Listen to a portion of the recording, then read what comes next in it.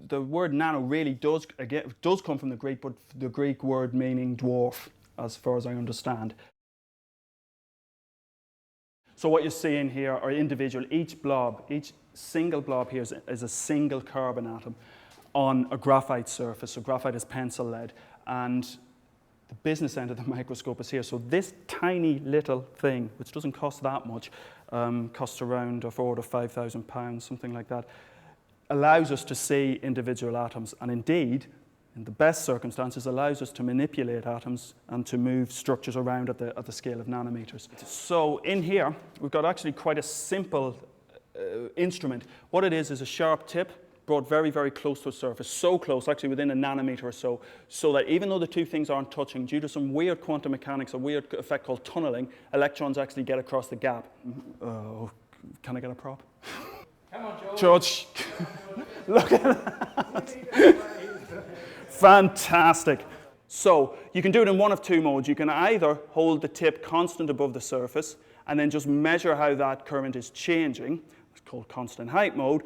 Or alternatively, and how this is working, what you do is you tell the computer to keep the current constant. So to keep the current constant, what it has to do is follow the trajectory or the pattern of atoms on that surface, the topography of the pattern of atoms on that surface. It's kind of like an old-fashioned record player, if people can remember record players, where you had an arm and a needle. The only thing about this microscope is that the arm is absolutely tiny. It's about a fraction of a millimetre in length, and the little point is now basically got a single atom on the end of it. And so the difficulty, of course, with constant height mode, where you just keep it like that, is it's fine if you've got a nice flat surface. If you haven't got a nice flat surface, yeah, let's say we've got a defect at the surface, something like this, where the surface isn't quite as flat as we'd like. What will happen, of course, is that the tip will crash into that if you're not continually adjusting the height. That's why this constant current mode is so much better, because as we move the tip across, it will detect, oh, hang on, there's a bigger increase in current, I must be getting closer to the surface, got to pull back, maintain the current constant, and then continue on its way. Okay, so nanoscience is not, I would argue, and I think anybody who's a nanoscientist would argue this as well, is not this wonderful new type of physics or new type of science or groundbreaking new paradigm.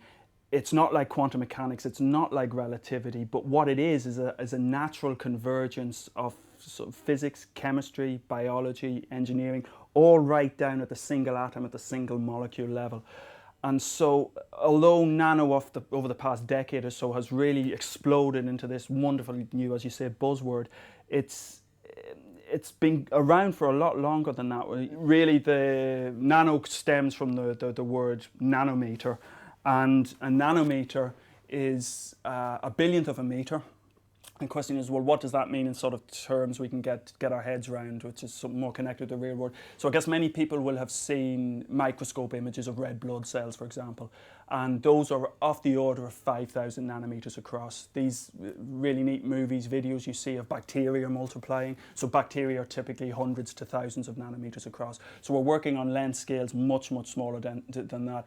Sort of one of the molecules that's custom built for nanoscience and has really been used by very many groups in nanoscience to do a range of remarkable things is C60. So C60 is literally a molecular football.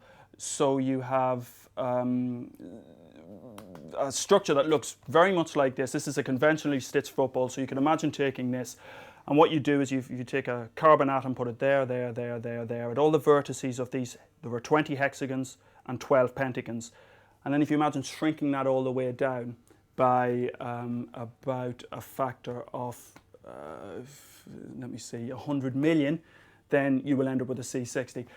There are many ways to describe what a nanometer is, and many people talk about it in terms of, well, what's the relationship of a nanometer to the diameter of a human hair? My favourite one is the rate your hair grows. So your hair will grow about a nanometer a second. The one I really like is a definition that was put forward by one of the people who worked on C60, one of the PhD students actually.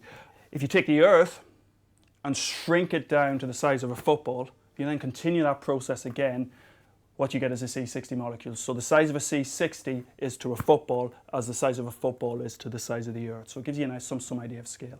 Or you can think about another one is if a seagull lands on a big American aircraft carrier, one of those really big ones, and a seagull lands on it, the aircraft carrier will sink by 1 nanometer. So it's an extremely important physicist called Richard Feynman from the 20th century, now dead, but really important, made contributions in a wide range of areas.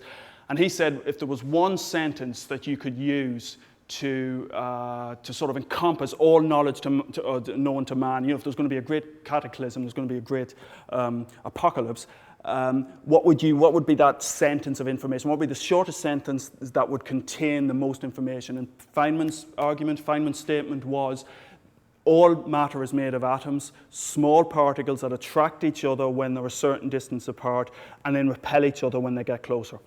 He said that would hold the most information. He's credited by many as being the forefather of nanotechnology, in that he gave a talk way back in 1959 called There's Plenty of Room at the Bottom, and it's almost verboten not to mention Feynman during a talk during a description of nanoscience, because he said, imagine if we could manipulate the atoms all the way down, this was all the way back in 1959, and he wasn't to know at the time that really that ability to see and manipulate individual atoms was less than 30 years away.